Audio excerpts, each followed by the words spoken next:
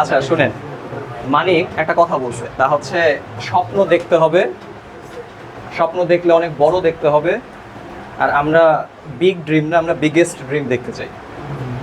এই ধারাবাহিকতা যদি আমি বলি, এই স্বপ্নের নাম, আমার ক্ষেত্রে স্বপ্নের নাম হচ্ছে একটা স্কোভার্স, কথা বুঝছেন?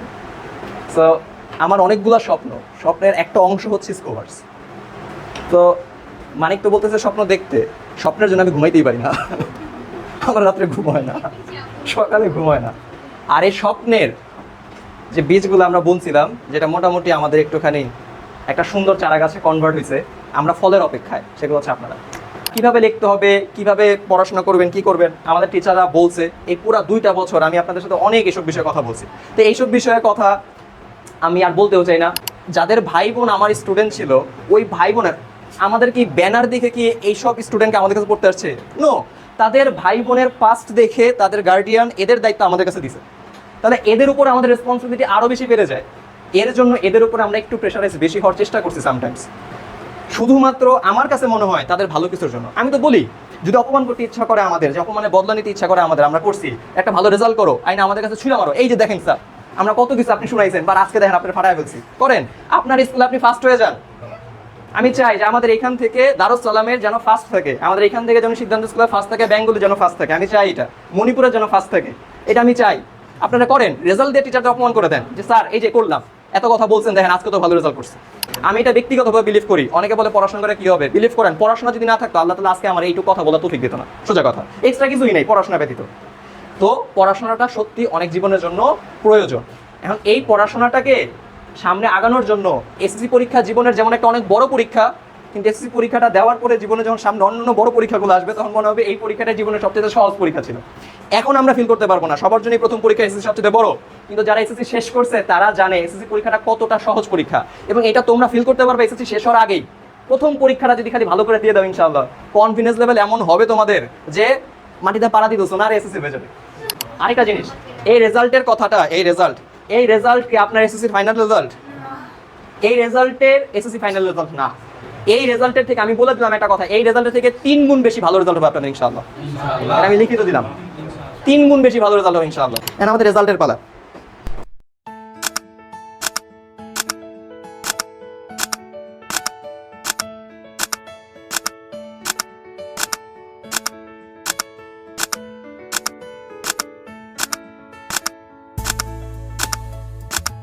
তোমরা আসলে বাংলাটাকে না মানে খুবই দেখা যায় যে যার বাংলাই তো পারবো প্যারা নেই, এরকম ভাবো, অনেকেই ভাবো যে আর বাংলা তো পারবো প্যারা নেই, কিন্তু আসলে কি বাংলাটা আমাদের জন্য অনেক ইম্পর্টেন্ট।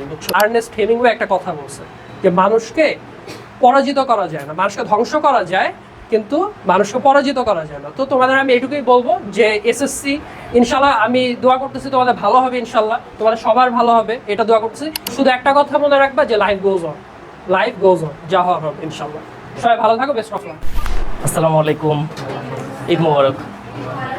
তো সবাইকেই মাশাআল্লাহ সুন্দর লাগতেছে, আর এই সুন্দর পোশাকে পরীক্ষা দেওয়া যায়, বোর্ড এক্সাম। এটা বারবার বলি আমি, এসএসসি পরীক্ষার যে প্রভাবটা, এটা সারা জীবন ইফেক্ট ফেলবে তোমাদের। অল্প কিছু ছোট কিছু ড্রিম করবা, তাহলে কিন্তু অল্পতেই থেমে যাবা। ইংরেজিতে প্রবাদ আছে, when you dream dream big, but আমরা চাবো ড্রিম বিগেস্ট।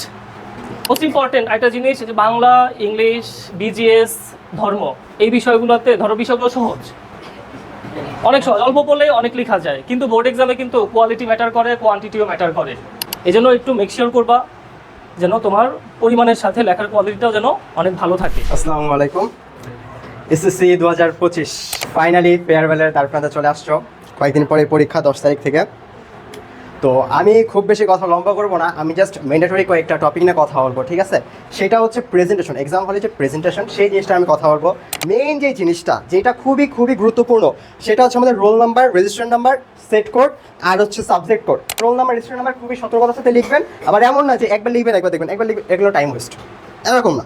কনফিডেন্ট থাকবেন যে হয়েছে, একবার লিখবেন একবার রিচেক করবেন।